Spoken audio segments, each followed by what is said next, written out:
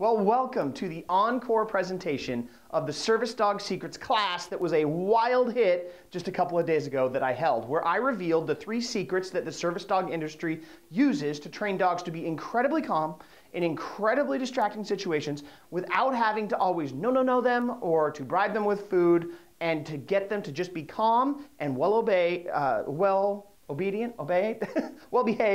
on autopilot. And so in this Encore presentation, you get to see those exact same techniques one more time if you missed the live replay, or if you just want to hear them again, that you can use on your own dog so that your dog can be calm too. And I want you to get excited because while I promised people I delivered 3 tips to the service dog industry's secret process for training dogs to be calm, I actually went a little bit longer than the hour and a half I allotted to give. I ended up giving 5 tips. So that's why the presentation is a little bit longer. It's because I decided to give you more value. So enjoy. I have edited out all the intro stuff and housekeeping stuff. We jump right to the meat of the presentation here in about 10 seconds, and I look forward to seeing what you think of this video. Please feel free to share it with other people. I think it'll really help not only you, but any dog lover in your life. And sit back, maybe grab some popcorn, a notepad, and a pen, and enjoy the Encore presentation of the Service Dog Secrets Masterclass. Today's class is all about something that I think you are going to be really excited to learn about, because today we are going to finally be revealing the service dog industry's secret process for how they train dogs to be so incredibly calm in tons and tons of really diverse and really stimulating and really distracting, sometimes even dangerous situations. And once you understand how this process works and how the service dog trainers use it on dogs, it all of a sudden becomes really clear why 95% of dogs that are out there never come close to learning how to be calm and under control like we'd like them to be when they're living in our homes and they hear doorbells ring or they hear sounds on TV or all of the different things that seem to set them off and make them go ballistic. So today we're going to be diving in and digging in and showing you how this training for calm process that the service dog trainers use gives service dog trainers the ability to take dogs who have been abandoned to shelters, kind of like this dog on the picture on the left, and or to rescues, or they've been just given up on because they weren't good dogs and they had bad behavior and they were too excited, and then in a couple of months have them be calm enough to actually go out and do service dog work. It's actually very common that service dog trainers find dogs in these rescues and can turn them in to service dogs because they've got the right process. Now, obviously, we don't have enough time on today's call to cover all of the secrets for how service dogs are trained. I wish we did, but it would be like this epic long call. So what we're going to do today is we're going to be covering 5 of the most critical parts to this process, and we're going to be diving in, going into detail, giving lots of examples during this class so that you can try to get at least the big nuggets of this process so that you can take it back home on your dog and you can put it to work. So I hope you're excited, because this is next level stuff. It works fantastic on any type of dog who you want to be more calm, and it's not taught by anyone out there. I have no idea why the other classes at the little doggy classes you go to don't teach this stuff, but in my opinion, this is the first stuff that you should be teaching dogs before anything else that you could ever try to teach them. And I actually want to make an official promise to you for attending today's class. I, Chet Womack, promise to show you how, on today's class, service dog trainers make dogs calmer than every other dog on the planet. I promise to give you the same chance at learning how to train your dog to be as calm as service dogs. And finally, I promise you more fun and enjoyment out of your dog and a closer bond of trust and friendship that comes when a dog learns how to keep his emotions in check. And I promise that you will have that by the end of today's call. Is that a bold promise? Yes, but I absolutely plan on keeping it. Plus, I have a really cool gift for you that you will get just for staying with me to the end of this class today. It's actually a module from a $30 course that I have called Guest Manners, where I teach you a technique for how to train your dog to greet people calmly instead of going ballistic and jumping all over them and barking his head off every time guests come over. So inside of this program, it's called Guest Manners. You actually get to watch me, that's me on the right of the graphic there, fix my own ballistic chocolate Labrador that I ended up rescuing from his ballistic door barking behavior. And inside this program, basically looking over my shoulder, where you get to watch exactly how I trained him to be completely calm when the doorbell rings and greet guests just, in a totally dramatically different way than he did before, where he would just be set off like a like a ballistic dog whenever the doorbell would ring. So you get to see the whole part of that process. It's an amazing behavior to train your dog. Everyone needs to know how to train it. And I'm giving it to you for free today because I want to reward you for making the commitment and spending the time with me right now to learn how to apply this stuff in your dog's life so you can have the most enjoyable relationship with your dog possible. I understand it's a commitment, and I really wanted to reward you for that commitment today. So again, I will be giving out the link for where you can access that program for free at the end of today's class. So just stay tuned for that. And then lastly, before we dive into this training, I just have a little bit of housekeeping that we need to take care of to help you get the most out of today's class with a couple of important tips. First, you do not want to end up like this Labradoodle. This dog's name is Chevy, who I was training here, who is so incredibly distracted by everything in his life that he just has a hard time learning. So I think in this picture, I'm actually trying to get him to take a calm, cute picture with me, and he's just so distracted by some sort of smell in my ear. I don't know if I didn't wash him that day or what, that he just couldn't sit still. And I bring that up because this day and age of texting and Wi-Fi everywhere and cell phones, researchers are really warning people that these distractions are causing what is really a learning epidemic because they are distracting people and causing them to miss out on important details when they're trying to learn. So because there are so many details that we're going to be covering today, what I want to do is first take a second right now to shut off your cell phones. Make sure that you close other internet browsers. And if you have any family members or folks nearby, just take the next couple of seconds, make sure you take a quick minute and let them know to not interrupt you for the next hour. Because after all, you took the time out to be here today. And if you allow yourself to be distracted by kids running in or phones ringing or texts or Skypes and all that kind of stuff, you're wasting our time together. You will not get the value out of today's class because there's lots of details that you just can't miss or they won't work for you. So go ahead, take a few seconds to go handle all of those distractions, eliminate them from your environment right now so that we can get into the real reason we're all here today. And the real reason is really just this picture, right? Here's a dog. I get these pictures sent to me all the time. Uber excited, he's leaping with joy, and I get pictures like this that in all different types of areas. Dogs just get way too excited and they don't know how to contain their excitement. And it's not just jumping up for whatever this dog's jumping up for right here. Maybe he's about to be throwing a frisbee or something, but they do it around food. They get too excited to eat. They get too excited when you grab their leash because they're going to go for a walk, or they whine in the car because they think they're going to go for a run or play ball at the park, or they're going to go to a dog park, or they whine because they want to be fed, or they go ballistic when the doorbell rings, and all of these different things, or they just can't handle the sight of another dog or another person while out on a walk. And this just way too excitement issue was just, it was time that I put together a presentation that shows you how simple this is to fix if you just understand how the pros do it. So that's what we're going to be covering today. And before we do that, I do also think it's important to know, if you don't know me yet, a little bit about me. Otherwise, why should you be listening to me today? My name is Chet Womack. I am a professional dog trainer. I've been training animals for over 13 years, but I have a dirty little animal training secret that I thought I'd just come right out and tell you today that you need to know about me, because it's important about why my approach works. You see, I actually didn't start off as a dog trainer.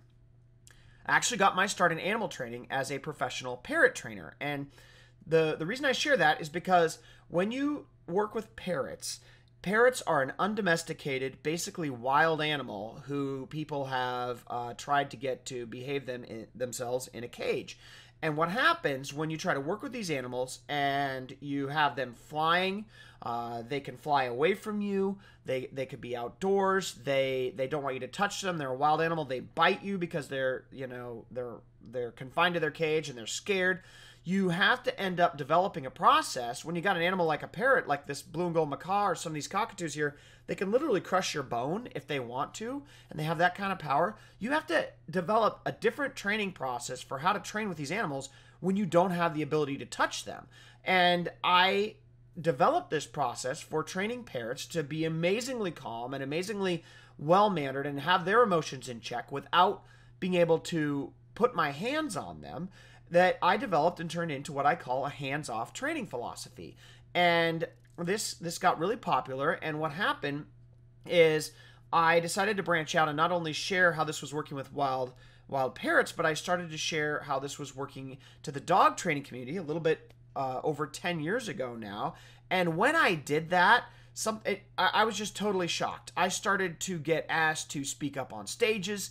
This was a presentation in Orlando, Florida. You know, hundreds of people in the room wanting to hear from me for 3 days. I totally humbled by that experience. It was a joy to work with these people one-on-one, help them fix their things. And not only that, I started to have people getting to the point where my website just started to get flooded. This is all coming to learn this approach. This is a screenshot of Google Analytics showing that over 300,000 people came to my website this month. You know, if you break that down, it's over 16,000 people a day, which is super humbling because 16,000 people is more people than are shown in this picture right here. And they're all coming to me to learn this method that I was just taking from the parrot community, trying to share with the dog community to be helpful. And it just blew up. And I realized when that happened that I really needed to formulate this and put this into a better system to help people. But I also want to say that I as much as I would like to take all of the credit, and my ego would love to say I developed all of this, that really is only, I started it, but it really is not the full truth. And instead, I want to give credit to some other individuals because of something that I like to call the magic pickle. And the reason we call it the magic pickle is because I happen to have 5 children, and they're all under the age of 10. And so me and pregnant wife and pickles and midnight grocery store runs are a very common thing. So I call this a magic pickle story because one of the times that I was out, I was just in the beginning as one of our first children being born, and I'm on one of these pickle runs in the middle of the night for my wife. And what happens, if you don't know this, is that in the middle of the night, what comes out are service dog trainers. And the reason service dog trainers come out in the middle of the night and they go to grocery stores is because these dogs that's the best time for them to practice. So it's not good for new service dogs to practice interacting in public settings, you know, on, I don't know, the day before 4th of July, right? Where everyone's getting barbecue stuff and it's like way too busy and stimulating. They go when there's like one person in the store, right? And not a bunch of kids running around. They go late at night and they start to work with the dogs out in this setting. So here I am, I'm doing one of these pickle and ice cream runs for my pregnant wife, and it just so happened to be that this trainer was in front of me during the checkout, and as she was putting one of those rotisserie chickens up on the belt, she was buying one, it slipped out of her hand and it dropped on the floor.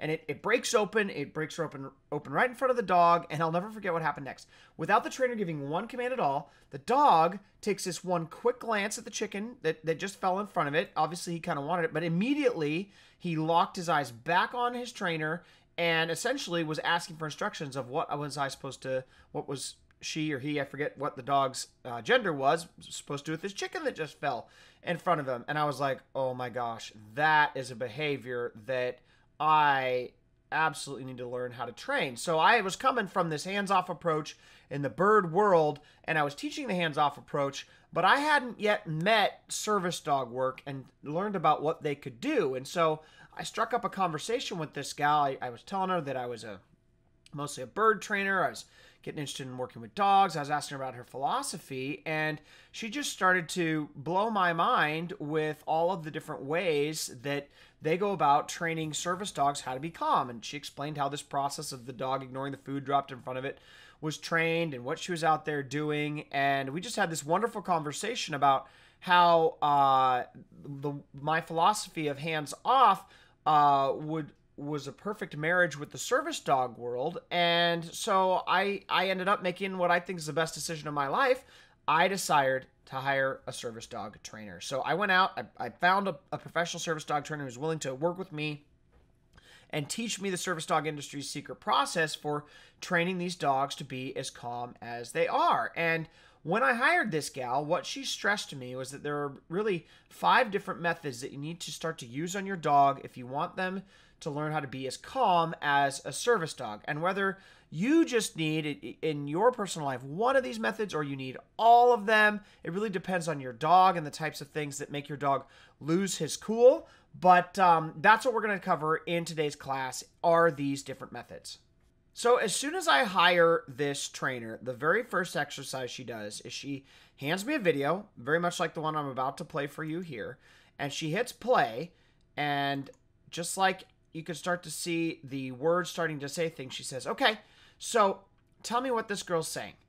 And I'm like, I have no idea. And she's like, exactly. And the reason you don't have any idea is because you aren't a lip reader. So here's the point. Dogs are lip readers. And I don't mean necessarily like they actually read the lips and like interpret it into English, but dogs are way more like lip readers than they are people who listen, or creatures that listen to words. And so just like I happen to have a deaf gal who works at our local grocery store, and I know she's deaf. And just like I would never try to yell louder, where is the ribeye steaks? You know, I would not do that. It's not helpful for me to yell louder to a deaf person or try to enunciate more clearly. They aren't listening. They are watching. Well, that is what dogs do. Dogs watch for cues. They do not listen. Now, dogs aren't deaf, but and I'll share with you in a second here, like their likelihood of how they try to perceive their environment is first by watching, and that's like at 100 times more intense about what they're looking for in their world than they listen. And so the problem is us dog owners try to talk to our dogs to get them to obey when our dogs want to watch so that they can obey. So I like to also explain it a little bit like this.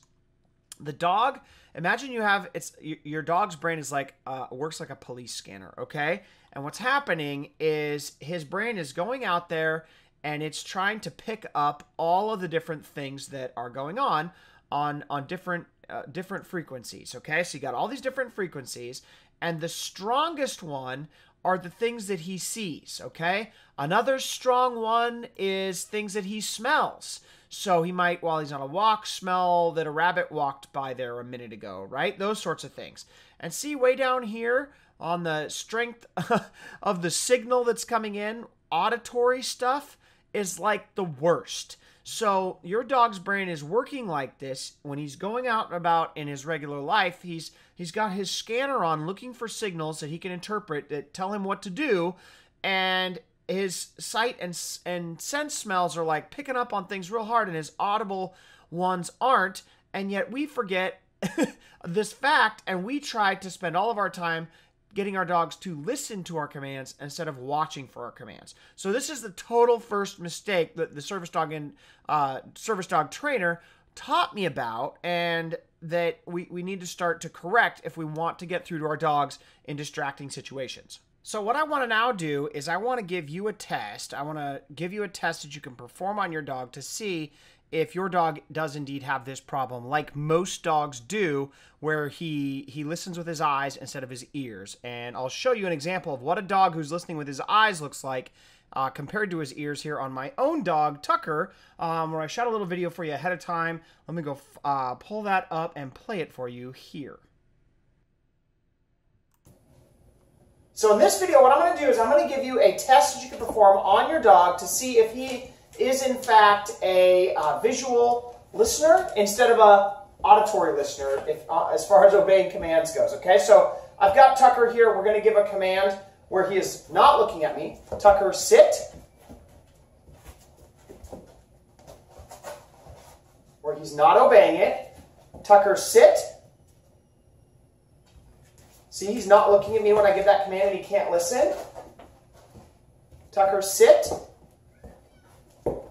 Okay, so no listening when he's right there not looking to me. Now watch what happens when I make him listen to me. So I set this up. Tucker, sit. And then he listens to me as soon as he's got visual eye contact. So something about the way I say the word he'll listen to, but he absolutely isn't listening to the word when his eyes aren't paying attention. So that's what I mean by lip readers. So you give this cue to you give this test to your dog. Can he follow a command when he's not making eye contact with your face? And if he can't, it's because he's a visual listener, not an auditory listener. So that's the test that I want to share with you. So now that you know that your dog is a visual listener, it's time to use something that I call the Simon Says method to actually trick him into listening to what you want him to listen to, okay? And if you remember back to your school days when you were playing Simon Says, the way this game works is you got a group of kids like this, and in the front there's a teacher or a leader who says something along the lines of Simon Says, touch your head. And the rule of the game is you can only touch your head if the instructor or the leader says Simon Says first. So what the leader tries to do is they try to get you in a rhythm of following their instructions. So they say, Simon Says touch your head, all the kids touch their head. Simon Says touch your knees, all the kids touch their knees. Simon Says rub your belly, all the kids rub their belly. And so they do this, and then they'll sneak in a command that's like, jump on one foot. And because they already had you in a rhythm of following along, when you quickly give them a command without saying Simon Says, a percentage of this group will get tricked into doing it. And so what this game does is it teaches the kids how to listen to what you want them to listen to, which is Simon Says first. So we use this same concept of training kids how to listen and obey in Simon Says, but we use it on animals. And just again, I'll share a video with how this is done here in just a second, but again, to emphasize how important this is, there was a very famous debunking of some research that was done when they first thought that gorillas could learn to use sign language. And what they ended up discovering, these researchers really thought that these gorillas were using sign language. They're the first animal to communicate with a human being using, this new language. They're super excited. And they brought in the researchers to see if it indeed was happening. And what they did, the researchers, is they discovered that when the researchers blocked the face from the view of the gorilla was no longer able to communicate. So what that meant was the gorilla wasn't doing any listening. And so what they ended up discovering was that gorillas were actually watching the eye cues and facial cues of their instructor. And so when the eyes squinted, it meant this. When the eyebrows raised, it meant this. When they shifted to the left, this. Pupils dilated, that. And it turns out they were like way more visually listening than anyone had ever imagined. And that it turns out this is like how the animal kingdom works, which really isn't a surprise since they don't really speak language, right? Or at least not like we would understand a language to be. So this is a thing. Animals and your dog are visually listening, and they're doing it way, way, way, way more than you ever imagined possible, like the gorillas with sign language. Who could have imagined they were reading eye cues? So we have to use this Simon Says method to start to train them to listen auditorily, because, if that's even a word, because they can. You just have to use this method to teach them how to do so. So in this next clip, I will show you how to apply the Simon Says method to get your dog to actually start to listen to some commands. So here is that video for you now. Okay, now it's time to try to teach you the game. So here's how it works, right? Same rules as Simon Says. Sit. Good. Sit. Okay. Sit. Good. And I give it a...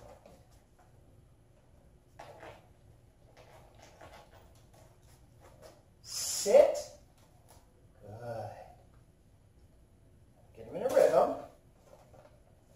I'll give him another one to get him up.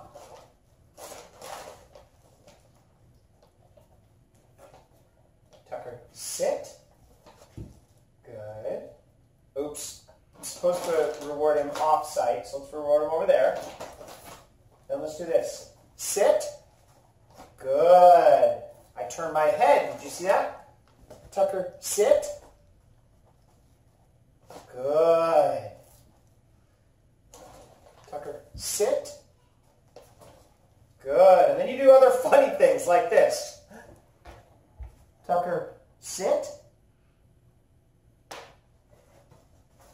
Well, that was too much for him. He couldn't get it, okay? So let's try that again. You see how it's a different visual cue? He doesn't get it? Tucker, sit. Good. I'll bring my head closer to the ground. Tucker, sit. Good. Right there. Yeah, and right here. Tucker, and I face him. Sit. Good.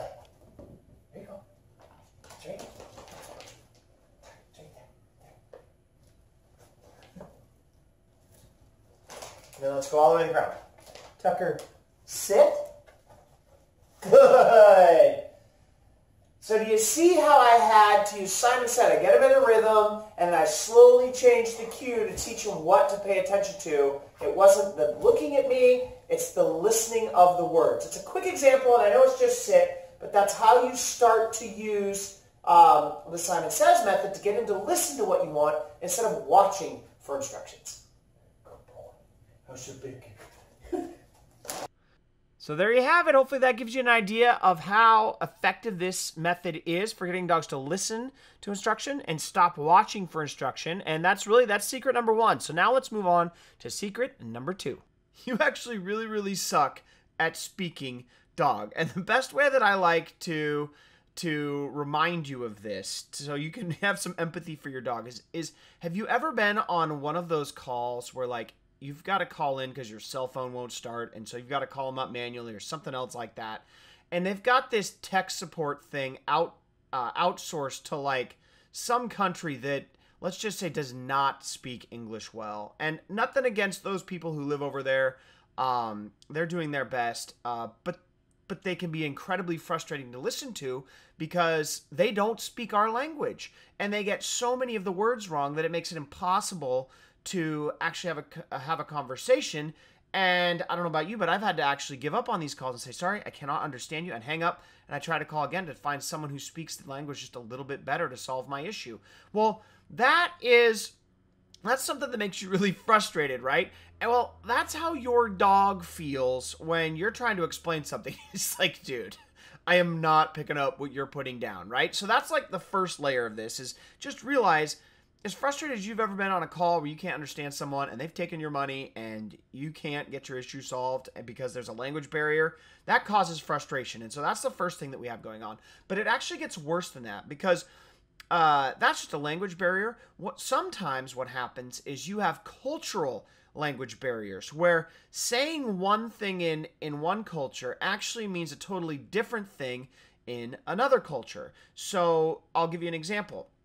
This in America is the peace sign, right? So this means, peace, goodwill. Hippies speak for, a lot of, just take it easy, man, kind of stuff.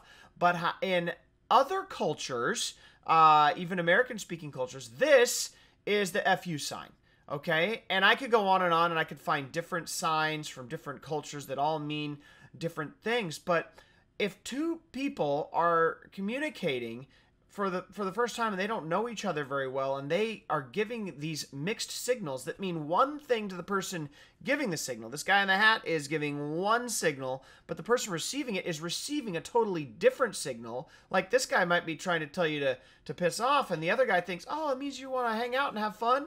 And then when you try to have fun, it causes another problem. Well, have you ever had that happen in your dog where you try to tell him something and he didn't get the message and got all excited and got in even more trouble? It's because we're sending mixed cultural signals because we just are no good at speaking dog. So I wanted to dive into some examples to help clarify for you the biggest, and this is the second secret here, is you have to understand these mixed signals that you give your dog. And the biggest one that people jack up is dealing with the alpha signals. So I actually have a huge problem with the whole alpha dog, leader of the pack thing. I think that Cesar Millan absolutely is doing a horrible thing by preaching what he is preaching, that the only way to be an alpha is by dominating your pack, because it's actually total bullshit. And instead, what actually happens if you go and watch a wild pack of dogs is they do not pick the alpha or wild wolves, they do not pick the alpha by whoever is the most dominant. And in fact, the researchers have gone out there and they've looked at them and they found that actually the alphas will rotate. About half of the pack will take over the alpha role. And instead of having, the dominant guy of the pack does the alpha thing, they actually have an alpha dog rotational system. And what they do is they choose which dog needs to be the alpha, and it turns out that they look at certain signals within the pack to see who's best fit for this role and who's also not fit for this role. So I wanted to cover some of the signs that you could be giving your dog that are telling your dog you're not an alpha and it's making him be an alpha, or you're telling your dog you are an alpha and it's going to make him not want to take over the alpha role, because your home to your dog is like a pack. And I'm not trying to say that this is an exact science within your home, but it's just like a pack of wolves or a pack of dogs. But some of these things do transfer down into your home, and if you're just aware of them, a bunch of behavior problems can just go away. So I just want to talk about one of these here. One of the jobs that the alpha dog of the pack has is to watch out for intruders. Okay, I mean, like, just through the process of millions or thousands or whatever, how many years the wolves and wild dogs have been around, like, they don't survive. The reason they did survive is because they have this job that it's always having someone up and doing it, called watch out for danger, right? And so what they do is they pick who they want to watch out for danger by who's best fit for that role. So as an example, if someone is sleeping, they're not up for that role, and an alpha will take that job because maybe he's the strongest, or he's got the best eyes, right? And these sorts of things, and he'll take charge of that. And then if he's busy eating, the other pack members will, end up taking on that role for whoever's next best fit. And they go in these shifts, much like our military does. They're constantly going in shifts, right? So they're choosing these on who's going to be the alpha. And if there's not someone doing the alpha job, dogs like to do what I call fill the alpha void, okay? So you in your home, for the most part, do not want your dog becoming an alpha. So the key thing that you need to do is you need to make sure that you are never giving your dog signs that you are not the alpha. And when you do that, all of a sudden your dog will back off and he won't fill the role that he was designed to do biologically, okay? So here's some examples of what that looks like. And I thought the best way to do that was to give you the 4 biggest, signals that you can be sending that show you that you're a non-alpha. So these are the 4 biggest things that non-alphas always do. And if you're doing any of these next 4 things, then your dog is going to fill the alpha void in your home, okay? So let's get started. The first thing that you need to know is that in a wild pack of dogs and wolves, one of the constant things that happens is only alphas get free pets. And so this is a cultural thing. I know it's not something that you necessarily like to hear, but only those that are not alpha come up and have their face licked and or come up and getting rubbed on and all this kind of a thing. Only alphas get free pets. So if you're the one giving free pets out to your dog, then that's a problem. That's sending an alpha signal. So what is a free pet? Well, in my role, a free pet is something where you just walk in and your dog is excited to see you and you just want to run up and you just give him cuddles and snuggle with him and kiss him and all this kind of a stuff without asking him to do anything. You didn't ask him to stay first. You didn't ask him to do anything first. And I know you like to do it, and I have some ways about how to get around it that I can share with you later, but it's sending an alpha signal. And like I mentioned earlier, it's not like every single breed of dog is receiving the alpha signals just like they did when they were wolves, biologically many generations ago, or they were wild pack of dogs.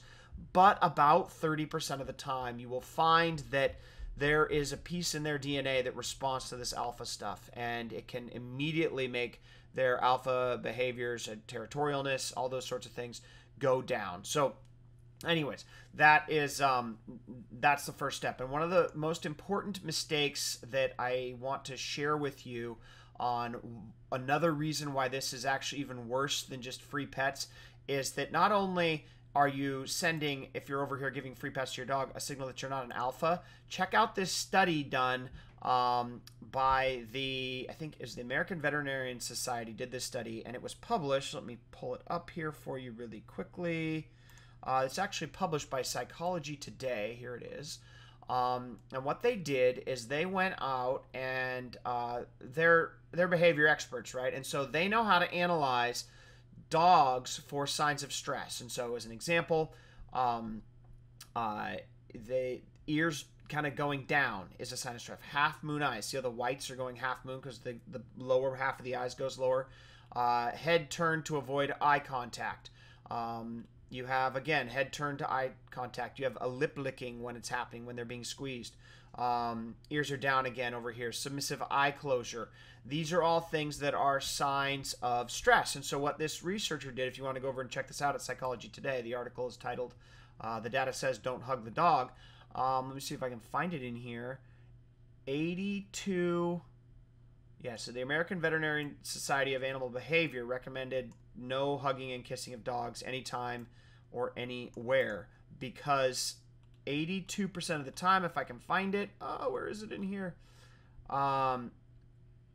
Okay, only 7.6% of the dogs showed that they were comfortable being hugged, and here it is. 81.6% of the time, the researchers who did this score showed that the dogs were showing at least one sign of discomfort, stress, or anxiety. So like I said, it's not like every dog hates it. Here's, 7.6, maybe 8, maybe 10%, depending, and maybe another 10% are neutral or aren't giving a positive or a negative. So it's not like it's bad on everybody, but 82% of the time, dogs don't like being hugged. So again, back to my example, not only do you send a signal that, oh, you're not an alpha, you're actually sending a, oh, you're not speaking dog here when you're hugging him, and he's upset. So you're actually compounding the problem about how much he's not respecting you, and you may be doing it without realizing it. So again, pay attention to those signals of ears down, lip licking, those sorts of things. If you hug your dog and if he gives them, you're making these mistakes and you're sending an alpha signal. So the consequence is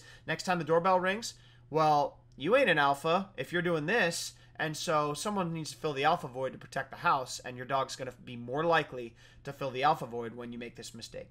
Another one, this one I have personally seen in my own life and used it to have great changes in behavior of my dog's doorbell barking, because I realized the other signal is alphas sleep with alphas in a pack. Alphas don't sleep with puppies. Alphas don't sleep with other adult dogs that are not puppies, and they instead only sleep with alphas. So if you are letting your dog sleep with you, guess what that's doing? Both of you are the alpha. And so if both of you are the alpha and he's an alpha too, it's sending a signal that he's, one of you. But if you don't let him sleep with you, the leader of your family, then I have found that about 30% of dogs, and both of my last two dogs, immediately stopped barking at the door. Or maybe they would give me like 2 barks, but they were totally okay the second I told them to stop, even though I didn't train them to stop. They just, because I changed where they slept, the behavior went away, because I simply stopped speaking to them in English and I started speaking them into dog, where it's like, nope, we don't let alphas sleep with non-alphas. You're not an alpha. And I don't want you to be an alpha. You have to sleep outside. You have to sleep on the floor. You have to sleep in the other room. You cannot sleep on the bed. And all of a sudden the behavior can go away. So that's the second signal, or maybe that's the third signal actually that can happen. Another one is the fourth signal is alphas eat first. So what happens, and you can see here, they get very resource. This gets dangerous. So if you've got a dog who is a normal good puppy and he starts to show resource aggression and possession aggression, oftentimes it's because this principle is being violated. And even if he's not becoming aggressive, it still sends a signal. If you just throw down a bit of food and you let him just sit there and eat it, or you feed him from the table, these sorts of things where he doesn't have to wait for your permission, an alpha, to eat first before he can eat first, then you're sending a signal that he's an alpha. And so what you simply start to do is you change up his feeding routine, so he has to hold a stay, or he has to stay on his bed, or he has to wait in his place until you finish before he has permission to eat. And you don't let dogs just free eat. You don't just have a bowl of food out all the time and let him have the food all the time, because it sends one of these other signals of being the alpha. So every time you do that, again, the territorial barking goes up, certain types of possession aggression, resource aggression can go up, protective behaviors can go up. And it's just because this is how dogs speak. Whether you like it or not, we need to realize that they are listening to these 4 signals. Again, alphas eat first, alphas sleep with alphas, only alphas get free pets, and maybe that's the only 3 that I have. And this hugging one is kind of 3.5, where it's just a different way about going about it. But don't send those signals, and all of a sudden behavior can get a lot better. Which brings me to the third secret that you really have to know how to understand and work with in dogs if you want a dog to be as calm as a service dog. And that concept is the forbidden fruit phenomenon. And so, you know, I found this little image of Eve and the apple here because I think that's a good illustration. But basically, what it means is that this is universal. You, your dog, just about everybody want something more if you can't have it than you do want if you do have it. If you ever bought a new car, did you want the new car more before you had it or after you had it? You know, did you want your dog more when you were dreaming about how you would want it but didn't have it yet and waiting for the puppy to be born versus when you did have it, right? Like, it's a universal concept. You want things more when you can't have them, which is a huge problem because there's a lot of things that we don't want to let our dogs have. And so what this is automatically doing when we don't let our dogs get in the garbage, when we don't let our dogs get on the couch, when we don't let our dogs do a lot of these things, chew up those sneakers, that just makes the dogs want to have those things more and want to misbehave even more. So we're at a crossroads here, and you have to know how to fix it. So I'm going to go into a couple tips on how you work with this phenomenon. And the first tip for how to work around the forbidden fruit phenomenon is learning how to use what I call the permission to misbehave principle. Okay, so what this is a principle that was first actually discovered, or at least it's who I first heard it from a dolphin trainer who they're training, you know, I don't think it was SeaWorld, but, you know, a SeaWorld-like show. Dolphins are jumping through hoops and hitting balls and, you know, doing backflips, that kind of thing. And the problem was that the dolphins didn't want to do the behaviors they were supposed to do in the show. They wanted to just sink to the bottom of the pool. And so it was really annoying behavior.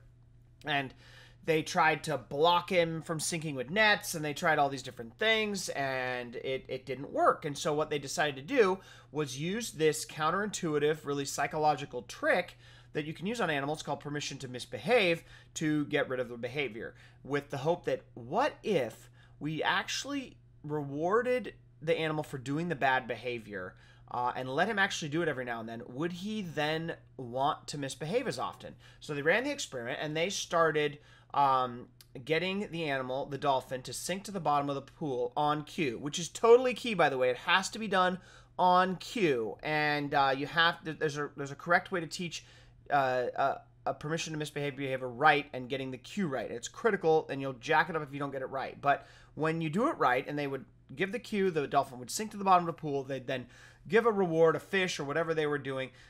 Then what they noticed is if all they did was give that cue once every day, the dolphin no longer wanted to sink to the bottom of the pool anymore. It just went away because this counterintuitive psychological trick is just that powerful. But here's the key when you start to switch this from the dolphin world over there to the real world and in your home all the time. And that is that you must teach your dog that he can have what he wants if he just does you a small favor first. Then you slowly increase the size of those favors that you ask for until your dog behaves like you want. So here's some examples.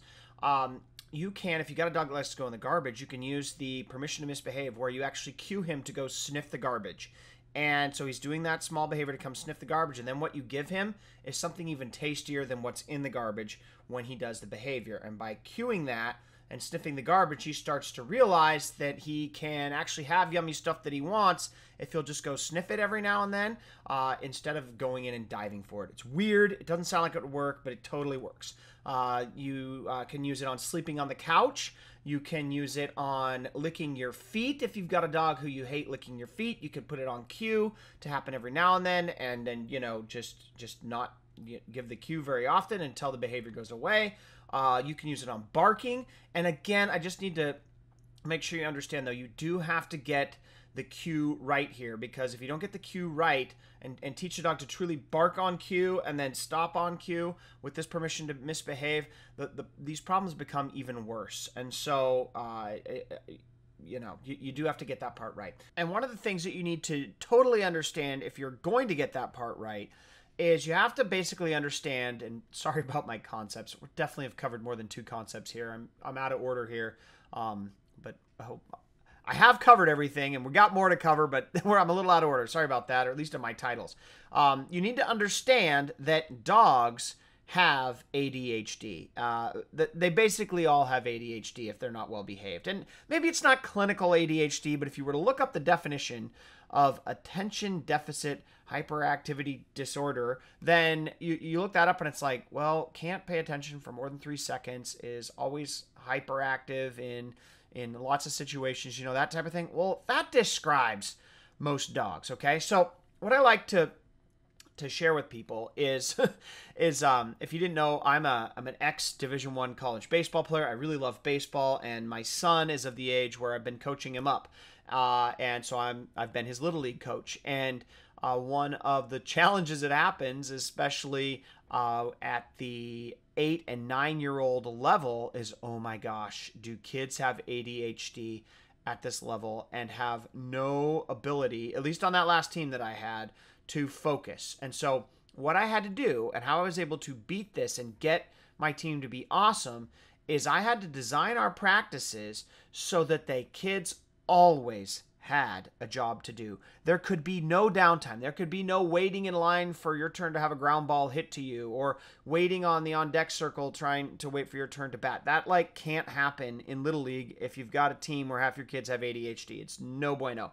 So I'd have to design practices where they always had something to do. And if you can give them something to do, ADHD is not a problem in Little League. It's when you don't have something to do that it becomes a problem. So now that's the concept that I'm going to roll with. I'm going to show you then some exercises that we can do that help fix this issue in your dog. But you have to realize that your dog has to have a job to do, which is why the service dogs, by the way, are so good, is because the service dog trainers have this process for overcoming ADHD in dogs, because they are giving a dog a job to do 24 hours a day, and the dog loves to do it. So that's why this stuff is so powerful.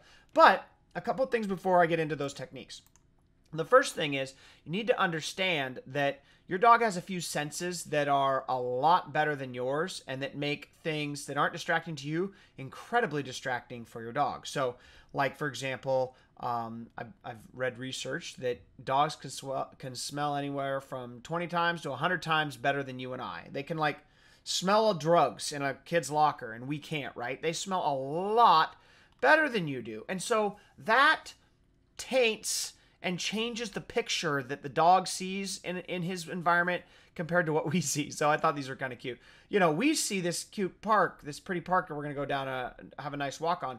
Your dog sees that another dog is pissed on every tree down here for miles, and he's like, what? He just, he views it as something totally different, firing off his territorial instincts, and he needs to mark trees, those sorts of things.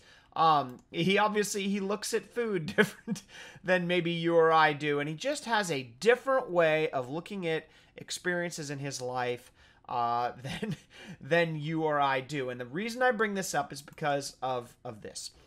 If you or we just want to take our dog on a walk, and we're like, look, there's no distractions going on. Why does my dog have such a hard time pulling on his leash, if we're using a leash example, while I'm out on a walk, even when nobody's out and there's no distractions in my neighborhood? Well, you and I look at this and we see no distractions, right?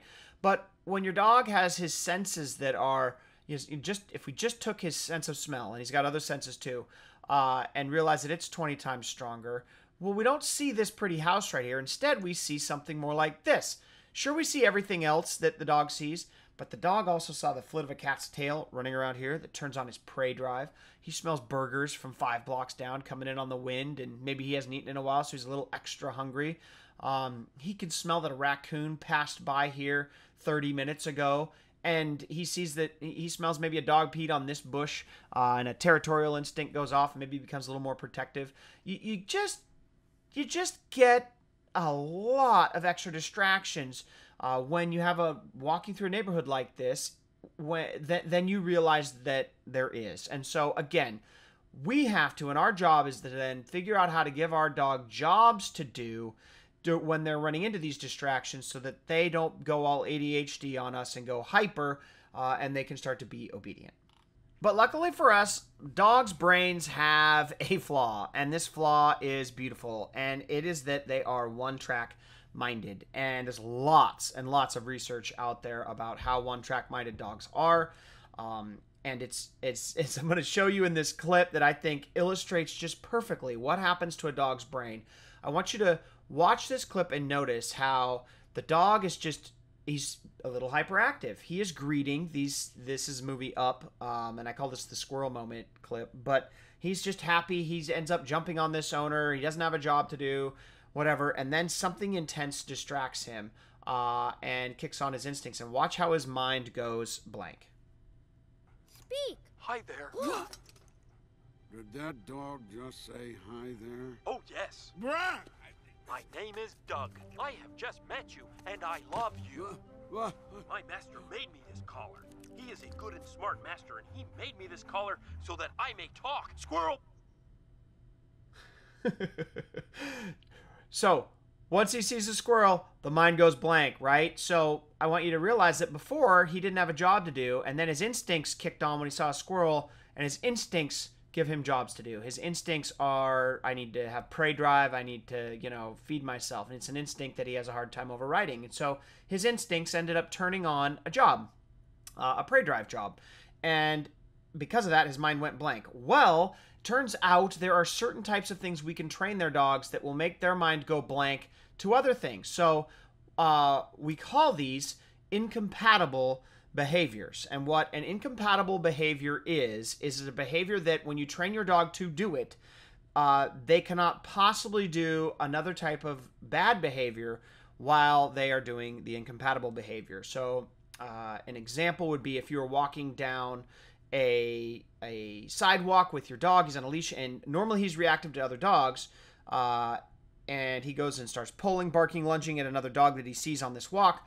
An incompatible behavior would be for your dog to, when he sees another dog, look at you in the eyes while he's walking.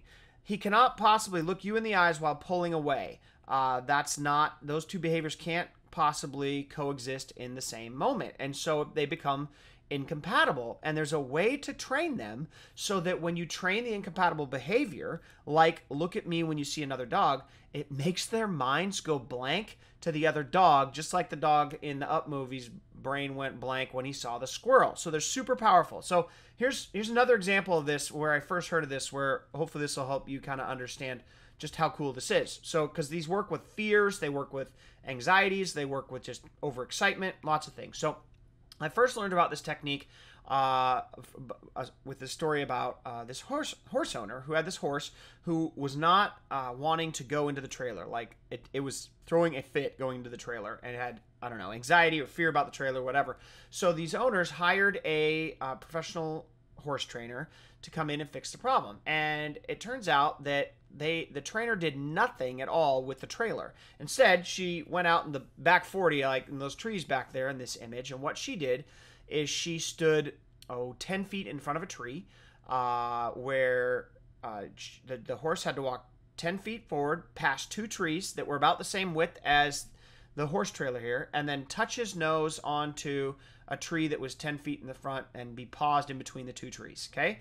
So that's all she did. She put it on cue using the cue methods that I guess I don't have time to go into right now, but she puts it on cue. The horse learns how to walk for 10 paces, rest its nose on the tree. Then she comes back to the trailer and just gives the cue. And what did the horse do? He walks 10 steps forwards and rests his nose on the back of the trailer. That's all he did. And there was no anxiety anymore. They were able to calmly get the horse into the trailer, and the behavior was fixed. Why? Because it was an incompatible behavior that made the horse's mind go blank to all the other anxieties that he had in the normal day-to-day horse feelings that he would have if he wasn't currently having a job to do. So that's the power that these can have on animals, and this is one of the secrets that the service dog industry uses incredibly well. In fact, they have over 14 different incompatible behaviors that they shared with me as I went through the program, and don't have time to go into all of them there. I shared one about the eye contact when seeing other dogs. Another one that they do is a lot of work around a bed command. So they turn the dog's job, when instead of seeing the doorbell ring, to when he hears the doorbell, he needs to go to his bed to make his mind go blank. That's another one that they use, and they can use that on with begging around food. And they build up a ton of excitement around certain things like this. They get them excited to go to their bed and be good versus overreact with these little psychological hacks, and they're just genius. And so when you understand how to train them right, behavior just gets a whole lot better. Now, when I normally share this with people, one of the things that comes up all the time as kind of an objection, like, okay, I understand this, Jeff, but this sounds like I just want my dog to be a dog. I don't. This might sound like a lot of work for the dog. Like, is he going to be up for that? And I actually have some scientific evidence that I want to show you that your dog is begging you to do this for him, and that he would be far more happier if you would do this for him than he is right now. In fact, I call this the secret to happiness. And yes, I think that is a real word, and if it isn't, it really should be, and I should be noted as its creator. But here's what I've discovered after researching this, and what the service dog industry has known for a long time, and it's why their dogs are so amazing. And basically, one of the best examples that I have for this is done by a study where some people wanted to answer the question, does the easier life make you happier, right? And a fantastic book that dives into what makes animals happy is this book right here. And I want to share a study that they did from it on animals and the easy life, and does putting them and giving them jobs to make them happy or stressed or what. It's called The Lab Rat Chronicles. It's by Kelly Lambert, and inside this book she goes into a study where they had two different groups of rats, and they have one group that is called the worker rat, and they gave another title to another group of rats that they call the silver spoon rats. Okay, so one group of rats was set up to be in a certain environment where they had to do work. They had to dig for their food. They had to work for water. And like to a rat, sunlight, playtime, clean water, exercise, those are like rewards, okay? And so they set up this condition where they had two rats, one in one container, one in another's, and in one container they had to earn the rights, and they set up these different criteria to earn their sunlight, to earn their play, to earn their water, to earn their food. And they took another group of rats, and this group of rats, they just had everything all the time, right? They had all 100% access to food, water, sunlight, exercise all the time. And then what they did is they let these two rats, they lived separately for a group of time, and then they did some blood work samples on them, and then analyzed their behavior. And what they found out is that the easy life, where you always get everything you wanted, if I was translating this to dogs, you get 100% access to food, you get pet all the time that you want, all of these different things that the dog wants. You play with him every time he barks. All of these sorts of things. What they discovered is that the rats that had to work for all of those things in their life were like way above the charts on the social intelligence scales. They were way less reactive to other rats. They had higher social skills with other rats. They had far less stress hormones running through their bodies. And it turns out that the brain is designed in animals to be happiest when working. They did not evolve. They were not created to just sit around and have the silver spoon life. And the brain functions better when they have jobs to do, and they're actually physically happier, and it shows up in lots of areas of life. And I think that it's a mistake that we make when we try to make life way too easy for our dogs, and they actually are begging us to do this work for them. I also discovered this accidentally on my own. Before I mentioned I was a bird trainer before a dog trainer. Parrots have the same thing. This is not just, it's every animal has this. They were born to have jobs to do. Parrots were designed to like fly 60 miles a day searching for food. And so we were able to instantly tame parrots in my other animal training business by simply creating what we called food hiding toys, where all of the food that the parrot would eat in a day was hidden in toys that it took them hours to find. And you would think, I'm going to make an animal take hours to eat breakfast or minutes to eat breakfast or seconds, and it turns out they're actually happier if it takes hours because they like to do the work. So that kind of stuff can be recreated with dog training toys, and it can be recreated in lots of different ways that the service dog industry has all of these processes for, and it's just genius. So make your dog work for stuff, and don't think that the easy life is going to make him happier. Make him work before you take him on a walk. Make him work for you before you feed him. Make him work for you before he gets pet, and all of a sudden he will transform before your eyes. And then the other thing that you really need to understand, if you have any hang-ups at all about why your dog would like to do work, is to understand the difference between domestic versus undomestic and how it relates to your specific breed of dog. You see, in the beginning, dogs that were undomestic worked for their own food and their own water and their own safety, right? But through human meddling, which is fine, and breeding programs, we ended up breeding dogs to do work for us. So that they're the things that they had drive to do and that made them the most happiest were no longer the wild things, but they were actually human things. And so we bred them to do things like pull, because in certain cultures, like the ones with winter, we needed them to pull sleds or to pull and carry supplies, right?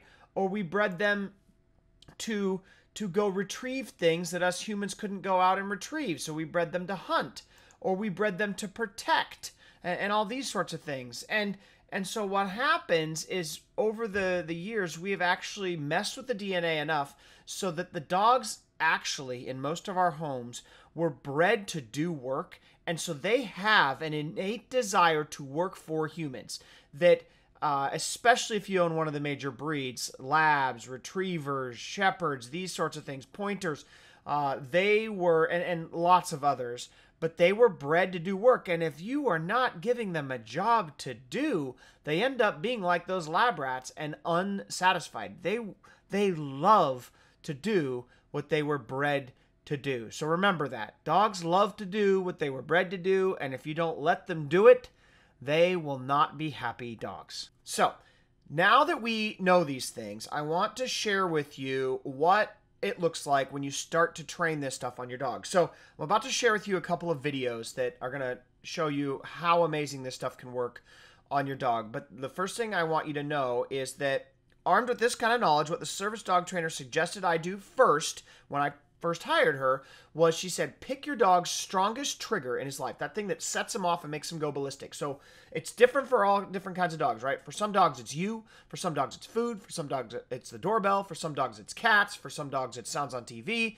For my dog, it happened to be balls being thrown. Absolutely could not contain his excitement. He also had doorbell issues too, but the ball was worse. So in this video, I am going to show you the ball. Now, the process is a little bit different for how you work with this depending on your type of trigger, but it's pretty close to the same, and that's why I wanted to share it with you. So I want to show you how bad my dog was at listening to me and remaining calm in his trigger, and then I want to show you how, as I started to apply this stuff that the service dog trainer was teaching me, it really started to calm my dog down. So here I am. I'm going to throw the ball for my dog in this next clip. Watch how he reacts.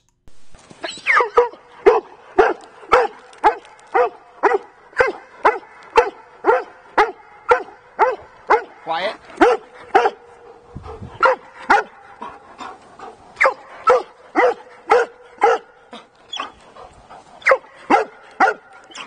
Okay, you get the idea, right? I could show you another 2 minutes of barking if you really wanted to listen to barking, but this is how bad it was, and this is how obsessive it was all of the time. And so what the service dog trainer taught me, and what I'm trying to do in this clip, is I'm trying to teach the dog how to make eye contact with me when he sees the ball and wait for instructions, and to do so quietly. So he has not figured that out. Obviously, this is before the work has been done, but I want to show you what this looks like once I was able to implement what the service dog trainer taught me in regards to giving this dog a job to do. When he sees that ball, his trigger, he's supposed to check in with me really quick. So here's what it looks like after I started to implement that after just a couple of days. So here a few days later, using one of the techniques that I was taught is how my dog is reacting. Watch how he now is understanding the job is to do. Watch his head snap around after he notices the ball is thrown. Leave it. Looks, checks in with me. And then I give him a super big Didn't work reward. any better, did it? Okay, so that's what you see, right? I tossed that ball. He gave it a quick glance. He checked back with me, and I was like, boom. He started to realize in this instant that his job, when he sees triggers, is to check back in with me. And you see, I still had to have him on a leash there. I still had to be holding it at that current time. But I started to work with this stuff. And not only was I able to do it, while standing right here, but I was able to get it so that I didn't even have to hold his leash like in this clip where I can throw it. I'm not even stepping on his leash where we're down here walking on the hill, and he doesn't even hardly glance at that thing. He knows his job is to check in with me for rewards. And then this service dog trainer taught me how to continue to make this harder for the dog and continue to have him understand how to obey even in more situations. Because in all of these clips so far, the dog's been stationary. And so now you get to see I'm actually in the process of moving with the dog while he resists the distractions, which is, it's actually might not sound hard, but it's actually 10 times harder than it normally is, because that one track mind thing, walking and talking at the same time, is a little harder for dogs. But with this process, the dog learns how to do this, just like you see in this clip. Good. I didn't have to do any stepping on the leash there. He knew to come back in to check in for me for his instructions, and here he is obeying. So this was working beautifully, this teaching the dog how to have a job to do around his trigger. And as wonderful as this was, there was still a huge problem, and that was that I had to be like right there for the dog, and I had to have like a ball in hand for him to know that he needed to check in with me and have a job to do. I could tell the concept was working, but I didn't know how to take it to that next level where I needed the dog to be good, not just while I was there with bait in my hand. I needed him to be good when I wasn't there, because he was also the kind of dog, like if I show you another clip here, if we were in different situations where I didn't have a reward in my hand, would look a little bit like this. Now this, fair warning, let me resize this for you so you can see it okay. My little child is in her diapers running through the screen here, and I'm sorry I wasn't able to edit it out, but I guess that shows that this isn't doctored footage, right? Because she's screaming about how excited she is that Grandma is showing up. So I grabbed my GoPro and I captured this footage of how my dog was behaving around triggers when I did not have a reward for him. So check this out.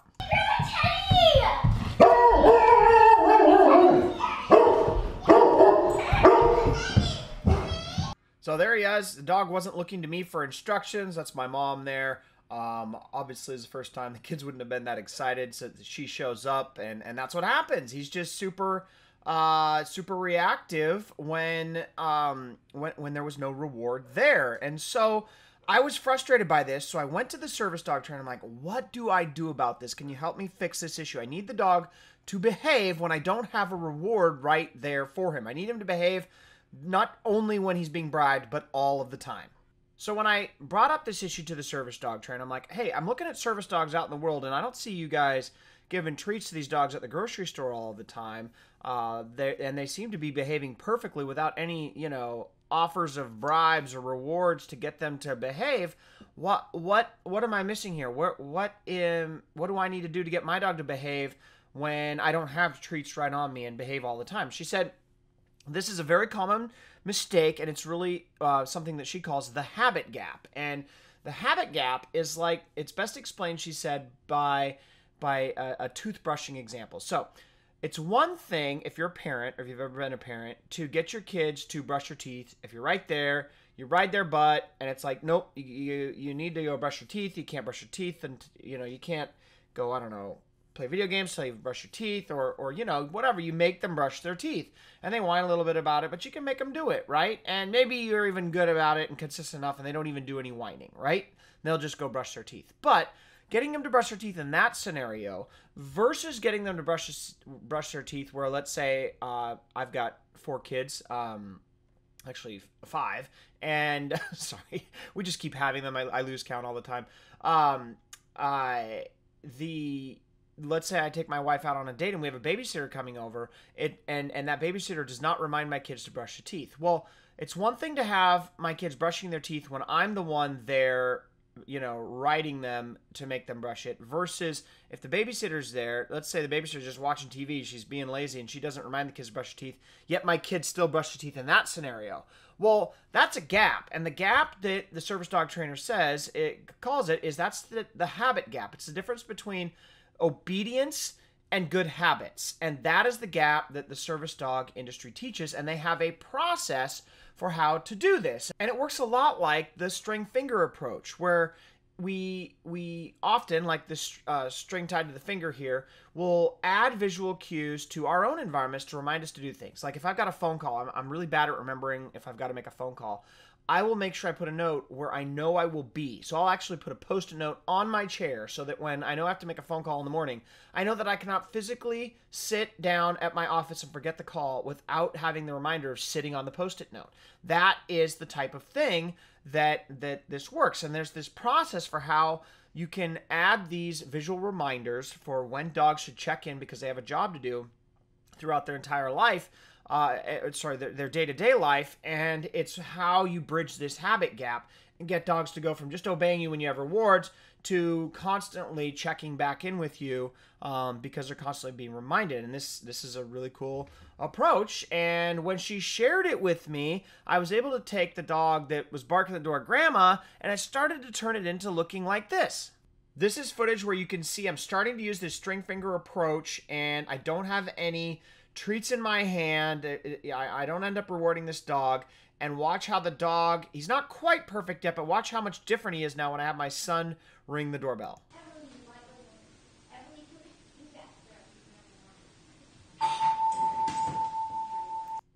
There he is. See, he heard the doorbell. He popped up, but he didn't do any barking. There he is, wagging his tail even a little bit. And dramatically better, and I was at a distance now without a reward right in front of him. So this stuff started to work, and then we were able to take this all the way to where I was able to actually not be in the house. I'm nowhere in the frame of this picture, and the dog is now going to obey even when I'm not there, with no hint of rewards, just at the ringing of the doorbell. So watch this. We ring it. I peek through the window.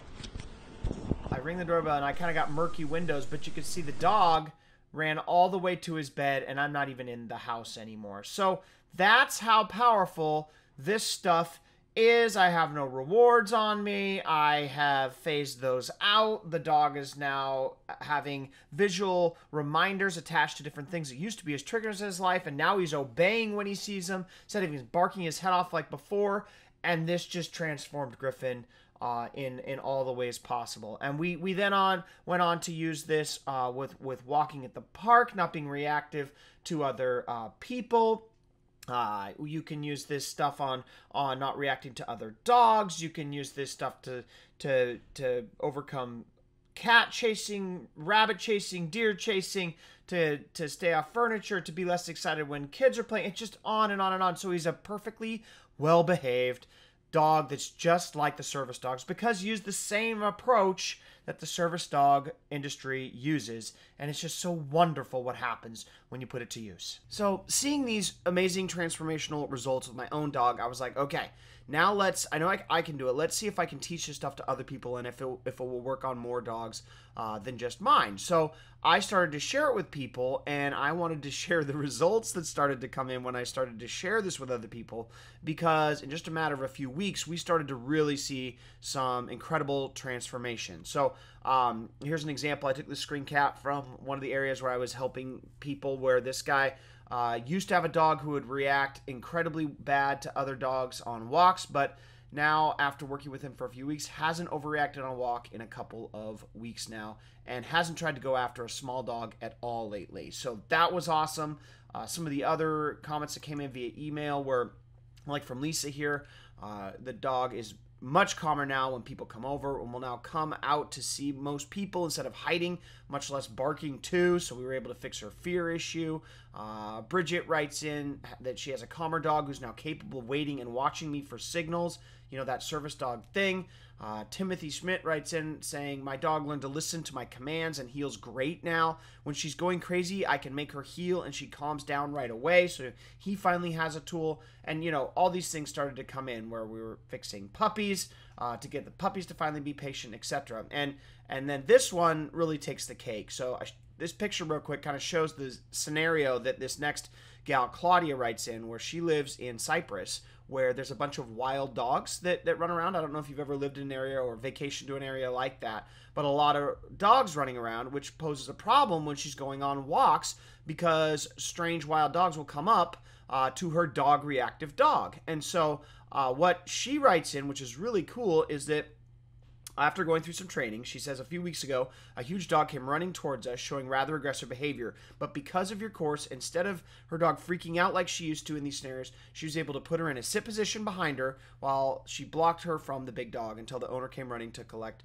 the dog. Your classroom lessons were all brilliant. That's from Claudia. You know, finally having a tool to keep her dog safe when other dogs walk up. So that's the kind of stuff that was starting to happen. And I'm like, yes, because I'm guessing you're here because you want a dog who's calm too. A dog who doesn't bark his head off every time someone comes to your front door, or who's always excitedly jumping up on everyone who comes over and who he's too excited to see, or really just struggles to listen to you when he gets too distracted, like maybe just whining his head off or barking his head off when you go for a leash, or you go for a coat, or you're about to go on the car ride, or he wants to be let in from outside. And now you know that a service dog trainer can show you how to fix those issues. So if you want help with fixing these types of problems with your dog and getting the kinds of results you've seen that can happen when you start using service dog training methods on your own dog, then let me show you what I'm doing here, because here's the cool thing that people don't understand. The beauty of service dog training is that it's not a pass-fail type of training. It's actually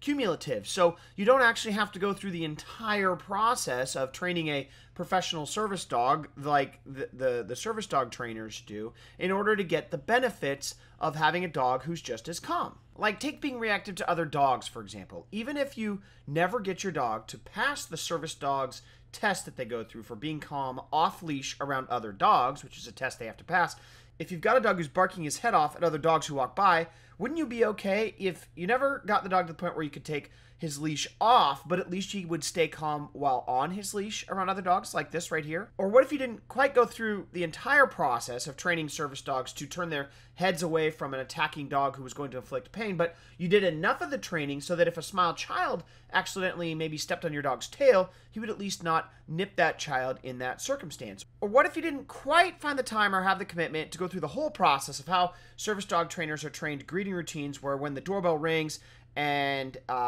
someone comes to the front door, they're trained to go lay on their mat and go wait in their place for instructions from you, that maybe you didn't quite go through all of that, but you at least had a dog who would stop jumping up on those people and instead, like, grab a toy in his mouth like these dogs right here and go maybe twirl around their feet. Like, at least that. Wouldn't that be at least a little bit better? I sure think so. So here's the deal. The reason I'm holding this training right now is because later this year, I actually want to release this program out to the masses, because I think it can just dramatically change the way dog training is approached on not only the internet, but just the way everyday folks go about training their dogs the right way instead of all this garbage methods that are out there. But before I can do that, I really need some more awesome case studies, like really good ones, before I can go out and take this course to the masses. So what I'm doing is I'm looking for about 10 to 15 people right now that are willing to go through this program at a super discounted price and who are willing to share their case study with me in detail as they go through the program. And the reason why I'm going to be giving these 10 to 15 people a super discounted rate is because while some of the case studies that I've shared with you already are kind of great, I don't think they're quite enough for me to have if I'm going to be able to bring this program out to the masses quite yet. I don't have enough good pictures of everybody. I don't have enough examples, and I just need more. So I've decided that I'm going to teach one more class to 10 or 15 people before I go live to the public, and the class is called The Ultimate Canine Companion. So this is an 8-week class that teaches you the service dog industry's secret little process for teaching your dog how to be as calm as a service dog. Where at the end of the class, when you do the weekly homework assignments, your dog will at least be 90% more calm around those things in his life that currently set him off than he is right now. So for example, if you've got a dog who barks for a full minute when the doorbell rings, if your barking isn't completely cured, your dog will only be barking for 4 or 5 seconds before settling down. Or let's say your dog is reactive to other dogs when they come within, let's say, 50 feet. By the end of the program, both the amount of barking that your dog does towards other dogs and how close your dog lets dogs come before the barking happens will be reduced by 90%. Making walks with you much less stressful. Or if you've got the kind of dog who's just too excited all the time, he will learn how to greet you and greet new people who enter your home with 90% less energy, but while still being happy to see you, just now showing his happiness in a polite way instead of jumping up on everyone. And you'll be happy to know that the class is actually taught in its entirety by a professional service dog trainer who actually specializes in taking rescue dogs who've already been abandoned and turning them into service dogs. So she's a master at working with the down and out dogs in society already, and she's got a lot of stuff that she's going to share with you with how she does that. And in this next class that she's teaching, she's going to be walking you through the 8 steps that she uses to do that rescuing of abandoned dogs from rescues and shelters and turning them into service dogs. And in this program, what she's going to be doing is taking her 8-step process and teaching you one of those, each one of those 8 steps, and dedicating an entire week to it, where she'll be diving in, showing exactly how to teach that step,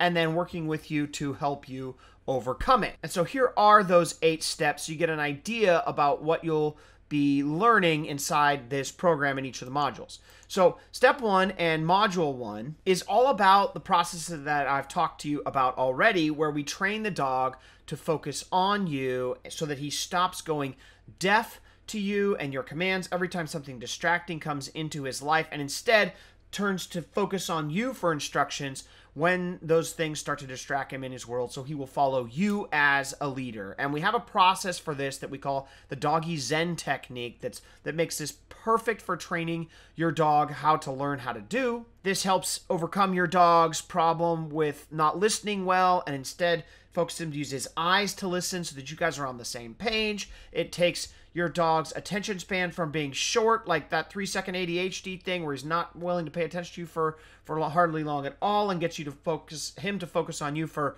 minutes at a time. It helps keep more aggressive dogs focused and under control, especially if your dog's dog-to-dog reactive. And really, the best part is that it builds confidence in more timid, less confident dogs by helping them focus their attention on you instead of those distractions that are making them feel nervous and fearful. So that being said, maintaining that eye contact and that focus on you, that really isn't a natural behavior for your dog. It's got to be trained. So again, it's one of the first things that we'll show you how to do as part of this 8-week program, the Ultimate Companion Dog Training. Then we move on to module 2, which is all about ignoring exciting distractions so that your dog ends up developing enough willpower to focus his attention on you in really distracting environments. Like I mentioned earlier, when there's a lot of different smells going on, lots of wild animals, or there's lots of darting cats and squirrels out in front of him, or something just enters his world that is just too exciting for him in that moment.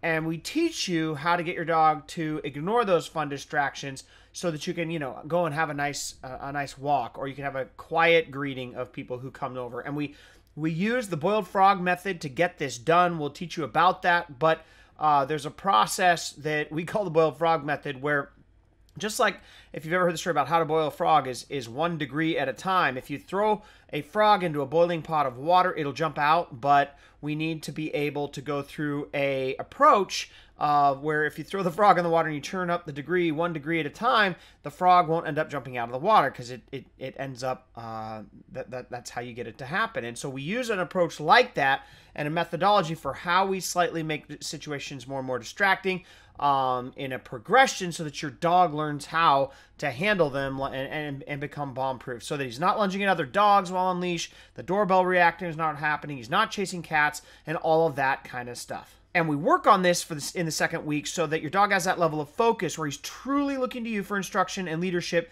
in a bunch of distracting environments, so that in the next module, you have the ability to do what I call walking and talking at the same time. Because it's one thing in Module 1 to just look to you for instruction. In Module 2, it's another thing to do it when highly distracted.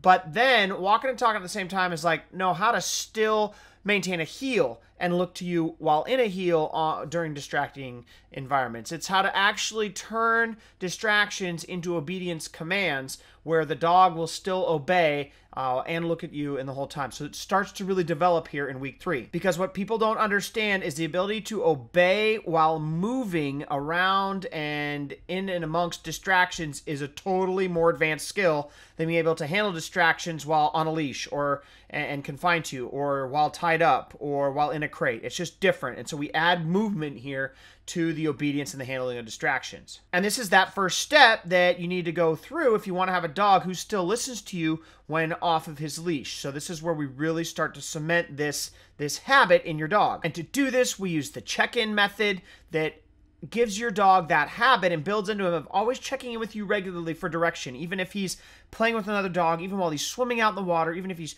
chasing a stick, he's always kind of glancing back at you every now and then to check back in for instructions, so he never really loses sight of where you are. We start this on the leash, but by the end of the program, we finish this by going off leash, and this is huge because once you have this down, we can teach you what we teach in Module 4, which is called distance control, because you need to have a dog who, like if you take him off at the beach, he's running off and playing with other dogs, is able to understand commands by checking in with you like we teach in number 3, but then being able to obey you when he can't hear you. You know, he can't hear you with those waves crashing around him, or he can't hear you on a busy street, or a train's going by, or there's lots of wind and your commands have been drowned out. And so he checks back in for you and he starts to obey distance hand signals that we teach you here. Because like I mentioned earlier, dogs are visual listeners. We show you how to use visual listening abilities at a distance so that you have emergency things. Like if your dog has run across the street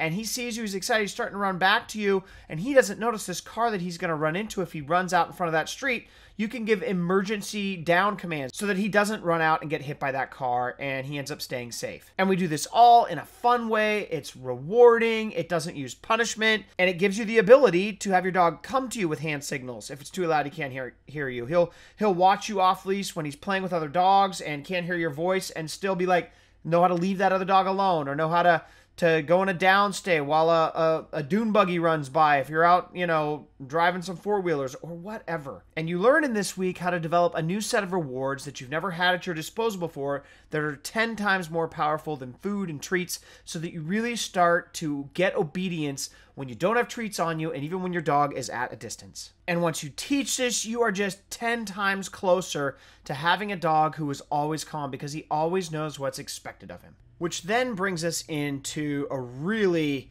critical week that's going to be super helpful for you.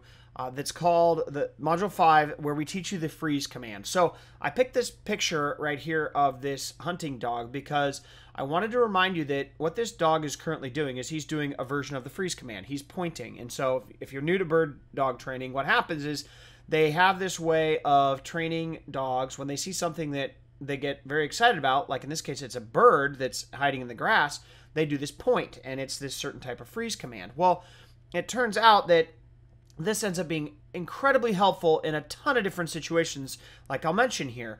But not only is this something that we'll teach you how to train on a verbal command and a visual cue command, but we can also, like the bird dog, we can train it to just automatically happen the second he sees certain things. So we can automatically train you to have it happen when your dog sees another cat, when he sees a squirrel, when he sees a ball being thrown, when he sees these sorts of things, or he sees a deer running by. Because like one of the co-trainers that the service dog trainer who's going to be helping me teach this program to you shares is a very interesting story where she was taking these 2 service dogs through their training to try to become service dogs, and she wasn't quite done yet. She was on, her version of this module 5 where she's working on the freeze command, and her dogs were playing in the pond, and a deer came by, and her dog started to chase this deer off.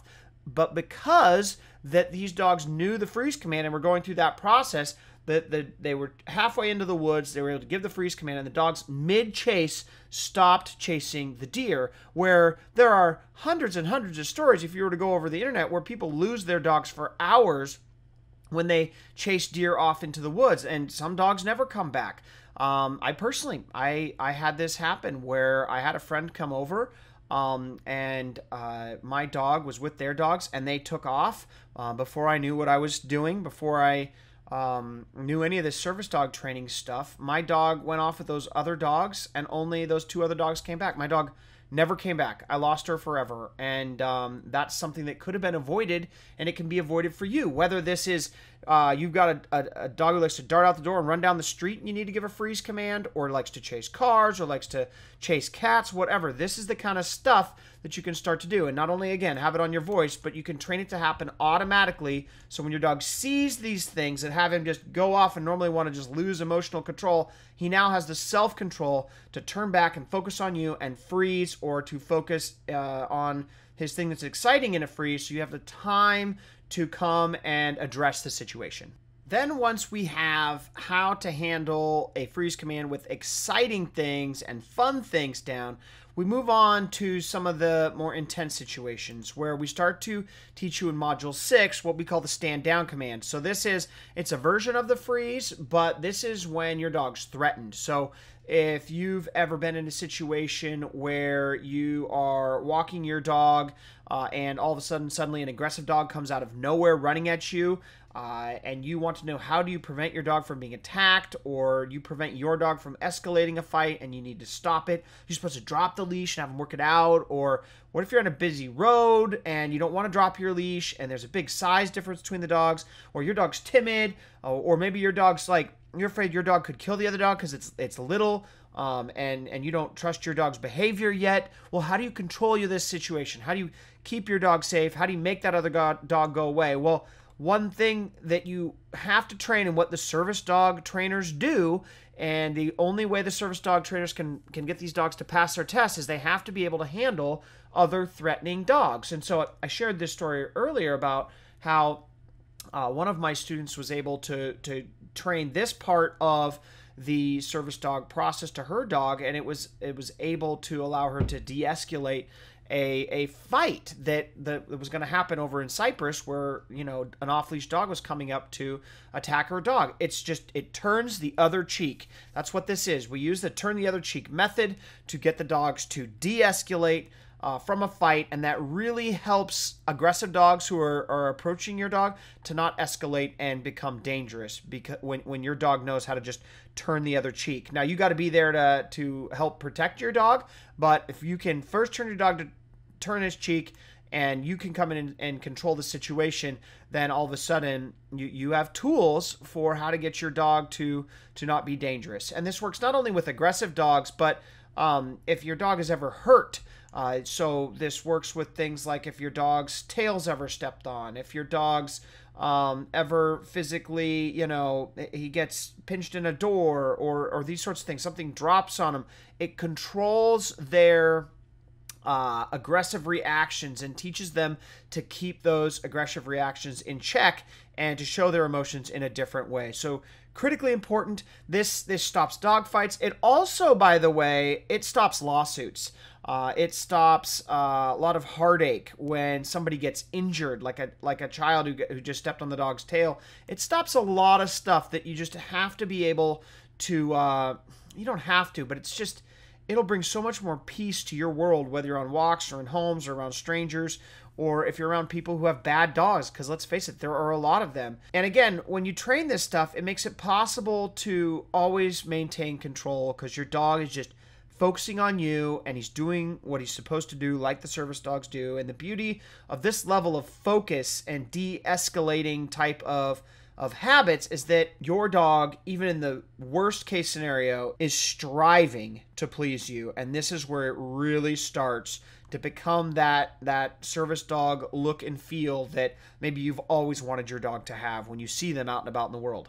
And it's at this point that we start to add in what I call autopilot mode. So this is, like I mentioned earlier, the biggest secret to how the service dog industry is able to get dogs to obey, because the dogs become ridiculously more calm when they always are looking for a job to do. I already talked to you about how they were literally bred to love to work for us, but it also comes into effect where if you've got, like, if you were to think of a kid on a farm doing chores all day, how much more calm and how much less pent-up energy will a kid like that have versus a kid who's been sitting in his room all day with nothing to do and he's just bored out of his mind. Like, which kid ends up being more calm and well-adjusted? Well, it's the one who's been doing chores all day.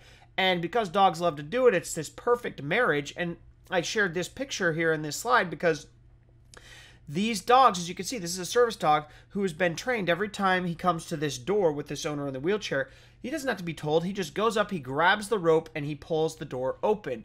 They are, at this stage in week 7 and module 7, taught how to look for everyday things in life that they're supposed to do for you. Now, this isn't a class that gets your dog to be certified to work with the handicap. You know, that's not where we're at. This is a class that teaches you the service dog's calm dog process for how to be so calm. But one of those reasons, or the things that we do, is we give your dog jobs to do during this week.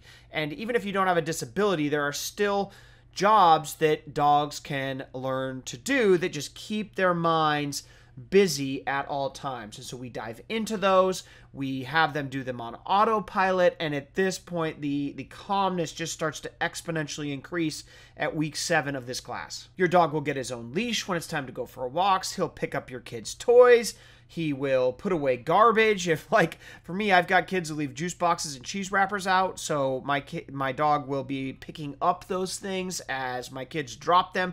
It just gives them a job to do all day long, and we go through how to teach that. Because again, that mental work of always being on call and always looking for a job to do is the biggest part of how you get dogs to be as calm as service dogs. And it completely eradicates your dog's spoiled lapdog type of relationship and turns him into the dog of your dreams that just has a truly best friend type of mentality. Which leads us into week 8, which is all about what we call bomb-proofing your dog. So this is kind of like the same process that's used in the service dogs industry to just cap off the training, because let's face it, life is unexpected and we're all challenged, and your dog will be challenged at times too. So another key part of the service dog training process involves what they call bomb proofing. So this is showing your dog how to prepare for unexpected surprises that might startle, frighten, hurt, anger, tempt, or excite them in like the most intense way possible. So an example of this came from one of the co-trainers of the gal who's teaching this class, this service dog class. Her dog, Max, was down at the beach for one of those off-leash fun romping sessions, and it was getting dark. And down on the beach, there was a man dressed in dark clothes who was moving towards this gal in a hunched, kind of threatening way. The situation, she's kind of by herself. It was making her nervous. The beach was empty. And Max was picking up on his trainer's vibe that maybe this was going to be an intense situation and maybe he needed to come to the rescue. So Liz had a decision to make. She couldn't quite see the man closely enough yet. So what she did is she gave Max the leave the person alone command and then gave him a with me command. So Max immediately falls in line and sticks right close to the trainer, off leash in a heel position, waiting for instructions on how to deal with this intruder. And as the man drew closer, what Liz realized, the trainer here, is that The man was actually much older, had a terrible limp, and she just couldn't tell because it was dark. He ended up giving her a big smile and a wave, which she returned. But that limping and that hunching was giving Mex this cautious vibe of being protective. So after asking this guy if he'd like to pet her dog, Liz was able to give her dog the go say hi command, which is one of these bomb-proofing commands that we teach you, where you tell the dog this person is okay to go say hi to. And you don't give it all the time. You don't give it to people who aren't okay. But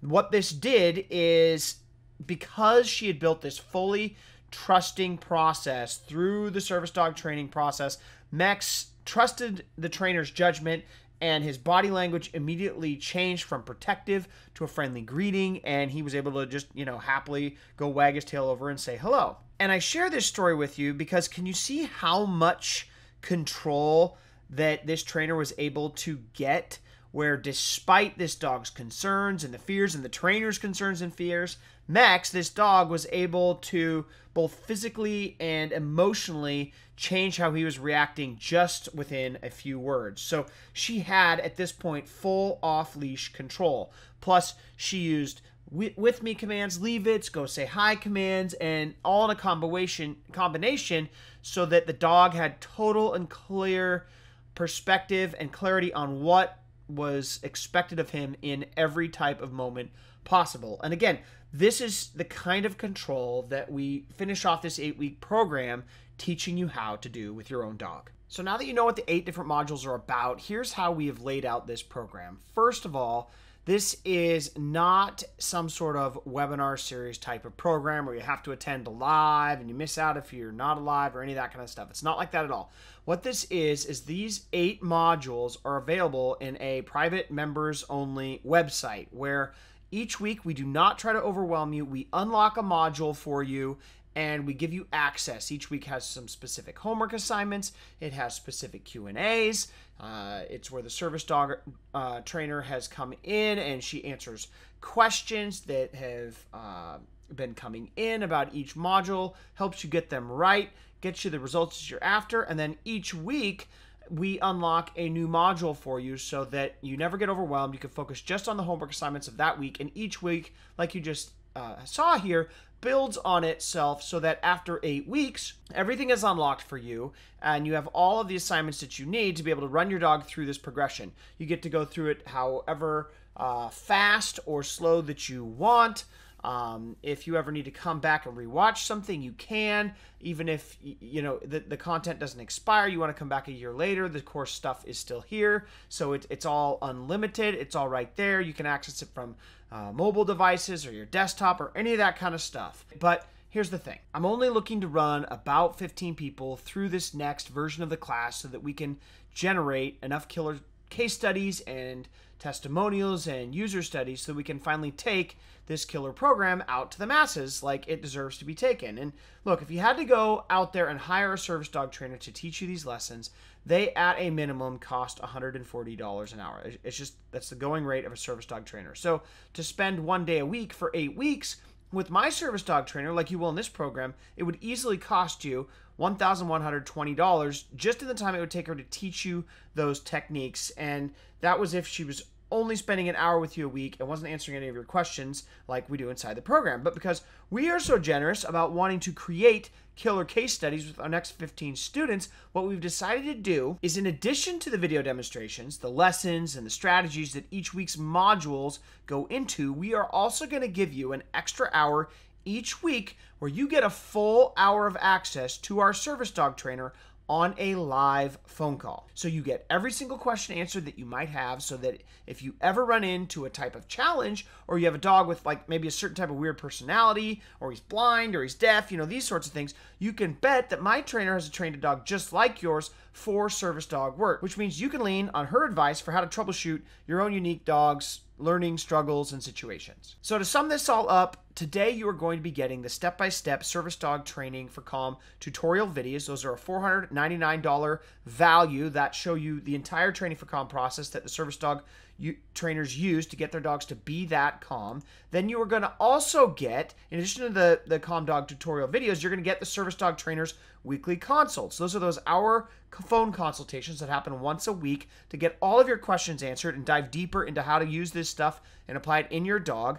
That is a value of over $1,120, so that if you were to add up the $499 CalmDog tutorial videos, then you add up the $499, then you add the Service Dog Trainer weekly consults of $1,120, you end up with a total value of advice and trainings and value of stuff you're getting today of over $1,639. But today, as a special offer, like I said, because we're only looking for 15 intense students who want to be our next case studies, you are not going to be paying even a fraction of this price. So you will not have to pay $1,639, and instead, we are just going to knock this all the way down to just one payment of $299. All so that 8 weeks from now, just imagine it, your dog literally transformed from kind of an overreactive, hyper type of dog into a calm, loving, willing servant who lives to spend time with you and serve you. That is the connection that's possible if you're just willing to follow the path that the service dog trainers have laid out before you. Plus, I believe so strongly in the service dog training process and how it just totally transforms dogs that I am willing to guarantee these results. And so here's how that works. If after 8 weeks, your dog is not dramatically more calm with all those things that set him off and all those triggers that make him go ballistic, like if he does not show at least a 90% reduction of barking when the doorbell rings, or if he is not dramatically less leash reactive or protective around other dogs or people while out on walks, or if he is still jumping up on you and or jumping up on strangers whenever he meets them or they come over to your home, or anything else related to how you wish your dog would be more calm, then simply send us back an email. Our email's on our Contact Us page at our website at thedogtrainingsecret.com, and we will not only refund 100% of your tuition into this program, but we'll actually take it 2 steps further than that. So if you were to go through the whole 8-week program, and during those 8 weeks, you attend at least 2 live troubleshooting sessions with our service dog trainer, which again we do weekly, where she tries to work with you personally to help you get the results that you're after. Not only will I refund your entire investment into this program, but I will also ship you $100 in what I think are the greatest dog treats on earth. Then also, I will donate $50 to the animal shelter of your choice, so that way I am the one taking literally all the risk. And the worst that you can come out of this today by deciding to go through this program is being, worst case scenario, $100 richer in some free dog treats, as well as using my own personal money to help maybe keep a shelter dog that's living in a shelter near you, or that you would like to support, from being euthanized and put down. So imagine what it would be like to have a dog like some of these stories that I've shared with you, where they're literally attacked, or they're all of a sudden calm, or they all of a sudden know how to stop chasing deer. And it's all because of this service dog training, where these dogs are looking to instructions from their owners in what are some of the most intense, distracting situations possible. And just imagine what it would be like to have a dog that, versus the dog you have now, who can't contain himself when those things happen, all of a sudden is like always just looking to you. Like, what should I do with this distraction, Dad? What should I do with this distraction, Mom? And how much more peace of mind, how much more at ease you can be with your dog, and how much more he can be a part of your life. Well, the cool thing is, now you don't actually have to imagine this, because when you click the button below, here's what's going to happen. You're going to be taken to our secure enrollment form that will open up in a new window, and on that enrollment form page, what we've done is we've given you 2 different options, so that if you happen to be thinking you'd really like to go through the program, but it'd really be a lot easier for you if we were able to break up the enrollment fee into a few monthly payments, you can actually check an option on that page if you'd like to go that route that allows you to break it up into 3 monthly installments. So simply go ahead and choose whether you want to pay in full or break it up into installments on that page, and then fill out the rest of the form. Just make sure you spell your email address correctly, because after you hit the submit button and we send you your order access information, we're going to be sending it to that email address. And a lot of people sometimes misspell the .com or the .net or their name or whatever. And making sure that you enter in your email address correctly helps us make sure that we get you the right access information quickly versus having it get lost. Now, If you do happen to misspell it, whatever, we are available on our Contact Us page and we can sort that out. But just a heads up, make sure you fill that out correctly. Then just as a heads up, after you submit that order, you're going to receive an email from us. It usually takes about 3 to 5 minutes for the order to go through and our email system to send out your access info. That access info is going to be sent from the email address that we have here at it's info@thedogtrainingsecret.com, and it's going to have the subject line of your Service Dog Secrets program. So in that email, there will be a link along with a username and password that will give you access to our members area where you can start to consume the first week's content of this program. And then inside that members area, you will also be able to see the schedule for when our next upcoming weekly troubleshooting calls is with our trainer and the schedule of the rest of the content that's going to be released for you. Now, here's the deal. I know a few people might be thinking they don't have time and they worry about falling behind in a class like this. So here's how we've set this up. As soon as we release the videos for the next modules that you're signing up for, they are immediately archived in a private membership area where you have lifetime access to those videos so you can watch them at any time. And if you can't make the live calls that we have with the Q&A sessions, with the call-in times of the service dog trainer each week, we have 2 solutions to help you overcome that issue. First, we have a section of the website where you can submit questions ahead of time that you would like to have answered on our next call. And we do this because it helps our trainer prepare better to answer your questions. But in addition to that, we actually record every call as well, so that way, even if you live across the world and the time zone changes don't work out for you very well for you to make the live call, you still have a way to get your questions answered because we post the recordings of those calls to you in the members area. And then in addition to that, we also have a private members area where you can get all of your questions answered in a forum type of format by our trainer who's in there every single day answering questions. Actually, I don't actually think she's in there every day.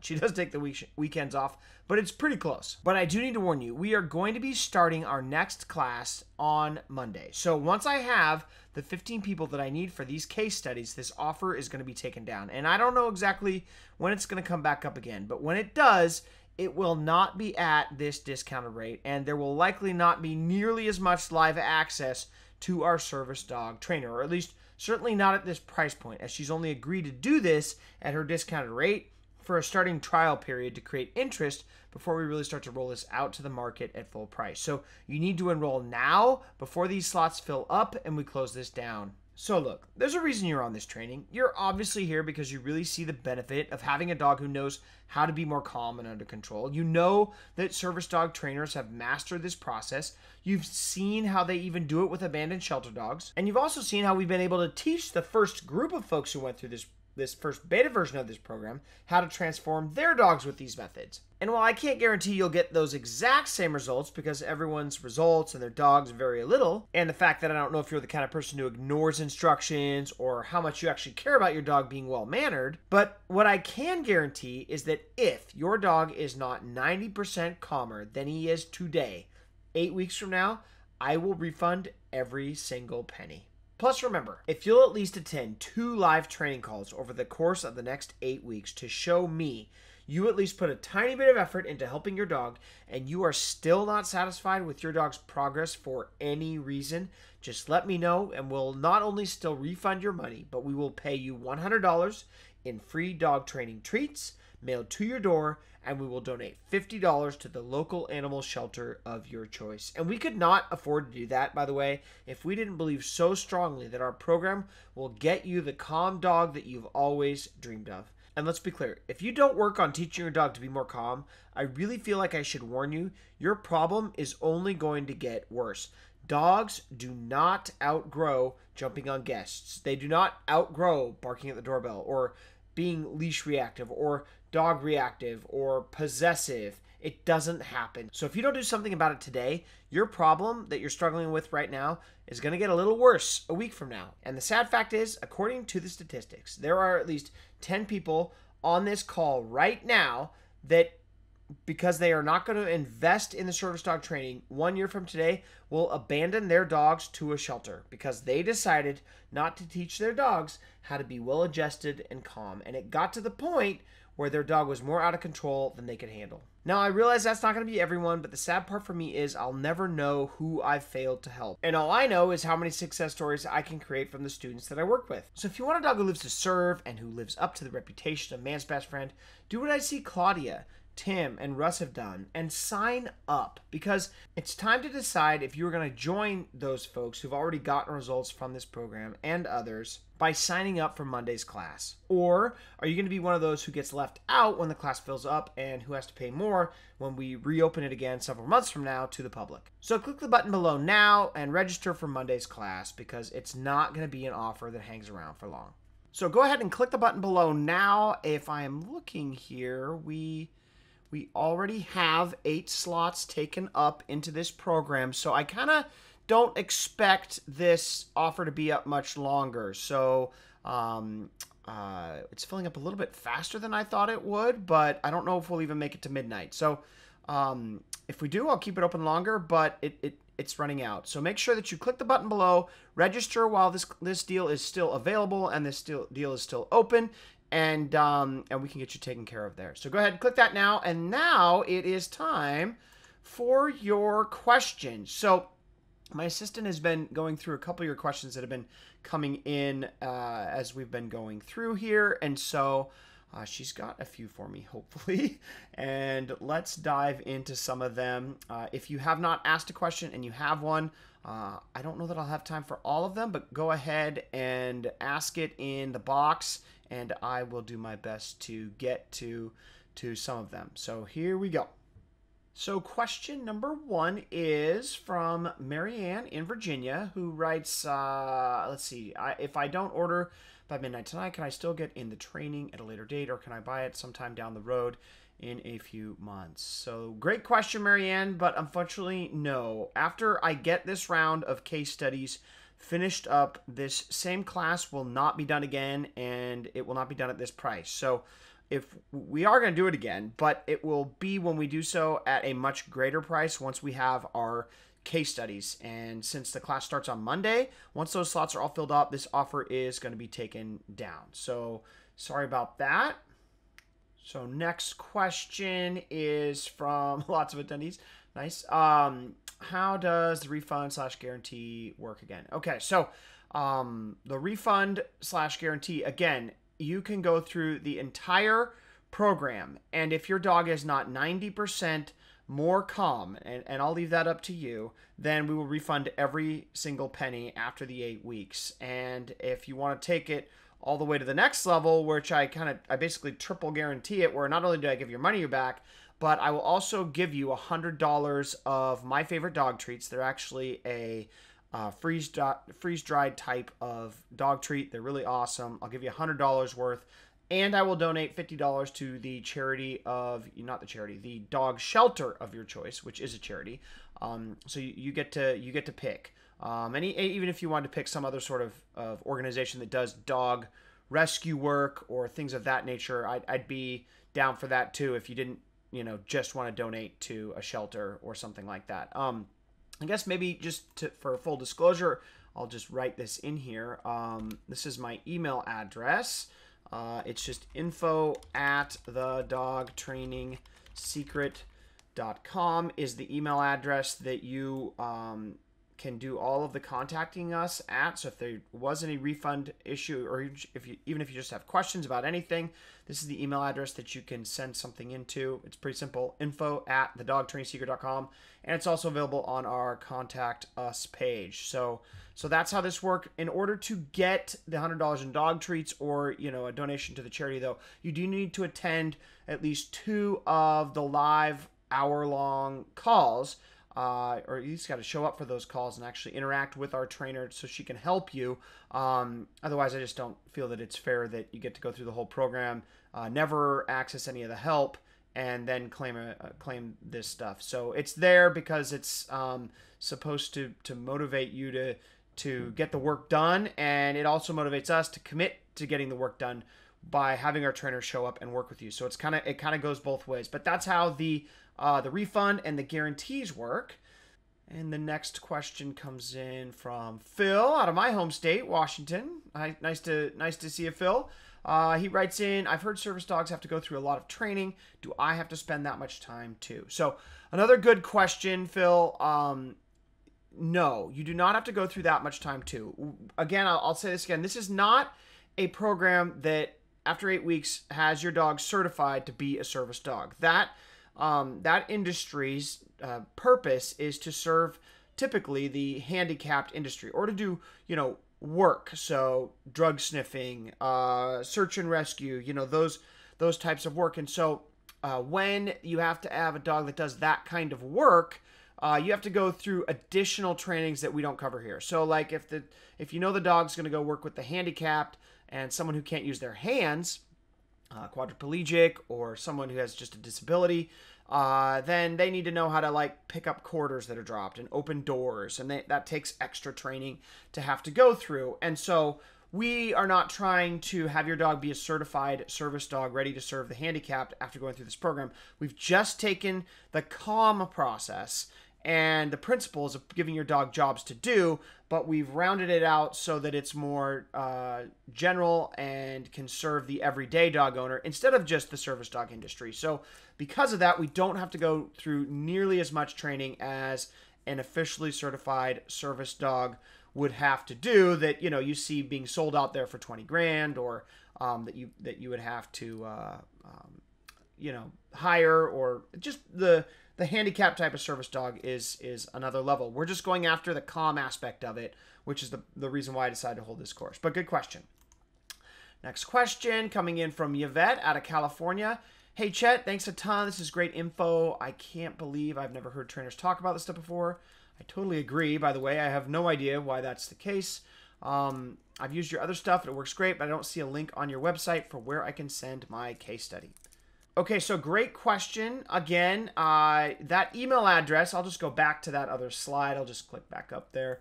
The same email address, info@thedogtrainingsecret.com, is where you can email that case study to. Also, we'll be sending you some emails after you've gone through the program, so that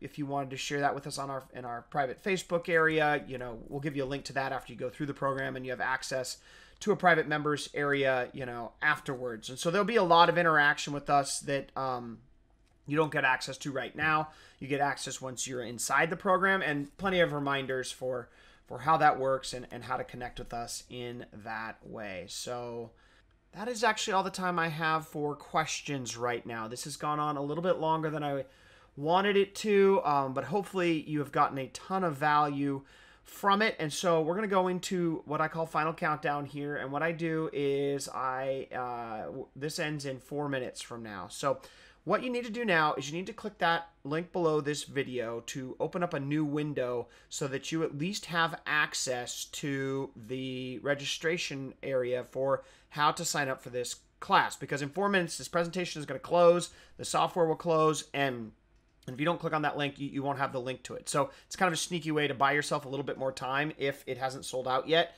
by clicking on that link now and at least having that window open. Because once again, the webinar ends, you're not going to be able to find that link anymore to the enrollment form. So, oh yes, the bonus that I mentioned earlier, that I told you about, where you could get a free copy of my guest manners program. We actually have a link to where you can get this for free. It's actually on the order form. So that link below that you can click on to go and enroll in the program, in one of the footer links on that order form and that enrollment form, we have put a link where you can just simply access this guest manners course. So click that link now so you can go over there, and that is where you can get that access. Again, this is that free gift that I wanted to give you for taking the time and dedicating this time that we've had today to learning about this stuff. So thank you very much for being here. And even if you aren't planning on ordering, make sure that you click that add to cart button now. We are in final countdown mode, and this form is only going to be open for a couple of minutes. And other than that, thank you guys for attending this class today and spending the time to dedicate with me to learn how to take your dog his behavior to the next level. So if you were able to just get one tip that can better help your dog be more enjoyable in your life, then that was a win for me. But if you'd like to go more than that, just more than a handful of tips or a tip that you got out of today's class, you can take it to the next level. And the way to do that is to get involved in this no-risk offer that I am making available for this very limited time. So maybe if you decide this offer wasn't for you, and maybe you're happy with how your dog's behaving right now, or at least you think you were, you now know that there is another level of training. And just remember too that if you want to get involved with this training process, that it is 100% money back guarantee. And we also have payments where payment options where you can break up the payments into 3 separate payments of $99 if you want to. And that really just about covers it, guys. We got a few seconds left. So thanks again. Click the link now to go to the enrollment form before it is gone. And again, your bonus gift, the Guest Manners program that you get for attending the entire presentation today, is in the footer links on the order form page when you click the button below. So click that link now, and I will see you in our next class, guys.